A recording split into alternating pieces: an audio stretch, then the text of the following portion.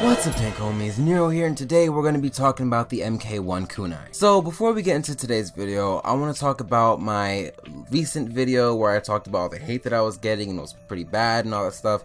And I just want to thank you guys for all the support you guys gave me in the comment section below, and that really helped me feel a lot better about making Warframe videos. And just, I never planned on quitting Warframe. I had said in that last video that I needed to make that video so that I don't quit Warframe, but even still, you guys, that support enough really helped me feel motivated to make more videos, and I'm gonna just start pumping out as many videos to make up for all those weeks I didn't upload for you guys. And yeah, just thank you. I'm not really good at thank yous, but just thank you guys so much for the support. So onto the weapon, the MK1-Kunai. First off, you can get this weapon as soon as you make your account. As soon as you make your account and you're doing the tutorial things, you can pick between the MK1-Kunai or the MK1 Lato, I think that's what it is, and you can just get it so easy. But if you didn't get it when you first made your account, that's fine. You can buy the weapon for 15k credits. You don't have to craft it, you don't have to wait for anything, you can just buy it straight off the bat.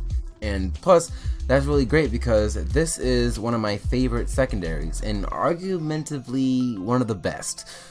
Every time I say that, I get some crazy backlash, so make sure you leave a like on this video because I'm going to get some hate because I said that one statement that it is one of the best. So the stats of this weapon is not that important whatsoever, other than the fact that it has this fire rate and it has silent, that means you can throw it and not get detected, as well as a fast reload speed. Those are really all the things that's going to matter for this weapon. So the build for this weapon goes as such. So the first thing you're going to notice is the fact I have a Riven mod for this, but it's not what you think. This Riven isn't crazy. That's not what's making this weapon good. The only thing that matters on this Riven that I have is multi-shot. That's it. It doesn't need reload speed. It doesn't need negative damage to Grineer, because that won't affect it in any way, shape, or form. In fact, you can deal without the Riven. It does exactly the same job, but the only reason why I use it is for the multi-shot, which makes it throw 5 kunai instead of 3. And that's really good because the Riven disposition is really strong, so you can get some really strong Rivens out of it. Too bad the only one that's going to matter is really just multi-shot. So you might also notice I don't have any damage mods to it.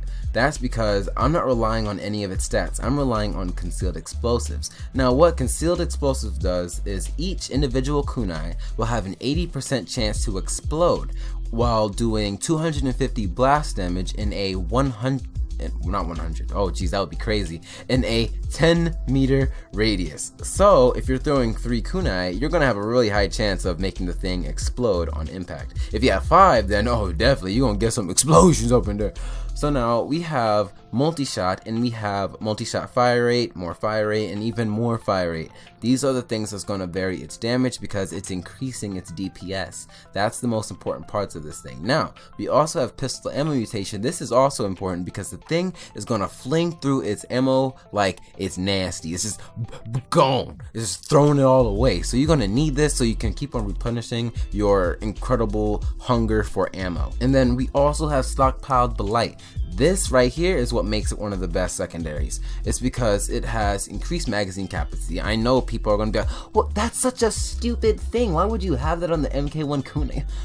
Ammo capacity? Are you serious? No, like this is really good because now you can keep on throwing your kunais and not get interrupted by your really short reload time. But it's good, just trust me, it's good. It's one of my favorite secondaries. I know it's good. But now the more important thing is the blight part of it, because now whenever you get a certain number of kills or do a certain amount of damage with the thing, it's going to do an AoE damage effect of viral damage, and it's going to proc viral on everything in that area. Very large radius, by the way.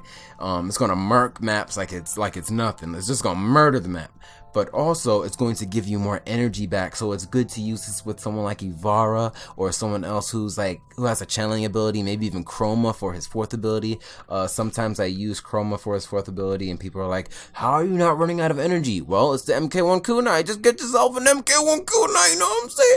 But I'm going to be running with my Riven here just because I have it and for the lulz. Now, another thing you might notice is that I'm not in the simulacra room. Reason why I'm not in the simulacra room is because, one, it sucks, but also because in the simulacra room, syndicate procs don't work in there. So I really want to show that to you guys. So we're going to be going in one of the scariest places you'll ever see in a Warframe YouTuber's build video.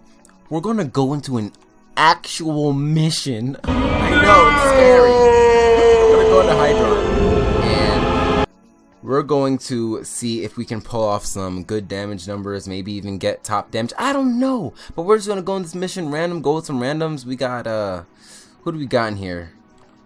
Me by myself right now because I'm loading.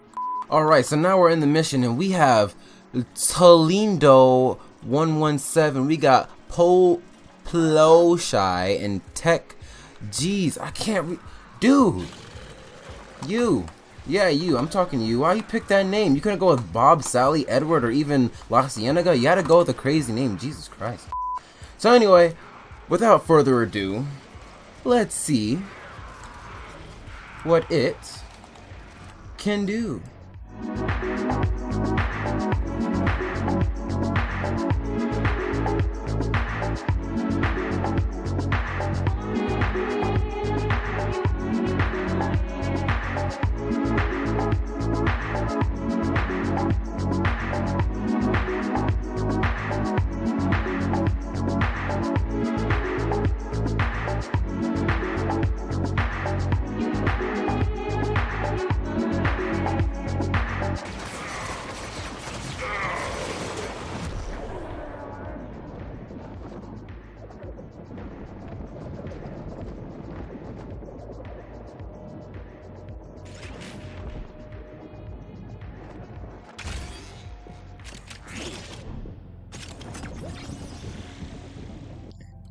And there you have it. That's my build on the MK1-Kunai. And one thing I forgot to mention is that this weapon's weakness is armor. So to combat that, you're going to want to run corrosive projection to help deplete the armor.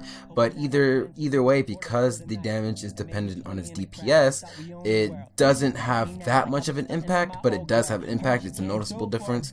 So the only problem that you'll have using this weapon is against high leveled, heavy armored, heavy units. And that's really it. Everything else you'll be able to clean up pretty easily.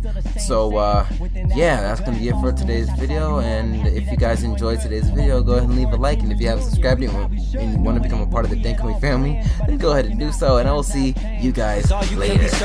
Don't change, don't change, even though life ain't the same. Say don't change, don't change, don't change, life gon' make it happen anyway. And I say don't change, don't change, don't change, even though life ain't the same. Say don't change, don't change, don't change.